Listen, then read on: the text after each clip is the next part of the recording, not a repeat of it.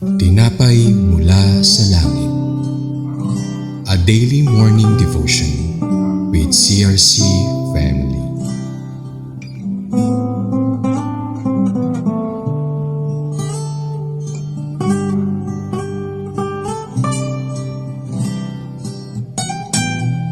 Good morning po sa lahat. Ako po si Sis Michelle Perez from CRC Calamba Daughter Church. Samahan niyo po kami sa ating programang Tinapay Mula sa Langit, ang pang-araw-araw nating devotion sa salita ng Diyos. Pero bago po tayo magsimula, samahan niyo po ako sa isang maikling panalangin. Praise God, Hallelujah Jesus, dakilang Ama, nagpapasalamat kami sa oras na ito upang pag-aralan ang iyong salita. Hinihiling namin ang presensya ng Banal na Espiritu upang manguna sa amin. Buksan mo ang aming puso at isipan upang lubos naming maunawaan ang iyong kalooban. Linisin mo kami sa anumang makamundong pag-iisip at punuin ng kapayapaan at kagalakan. Naway ang lahat ng aming gagawin ay magbigay ng kaluwalhatian sa iyo. In Jesus' name, Amen. Ang ating pong pag-aaralan sa umagang ito ay may title na Gideon Repays the Two Midianite Kings. Ang text ay sa Judges chapter 8 verse 18 to 21. Basahin po natin verse 18.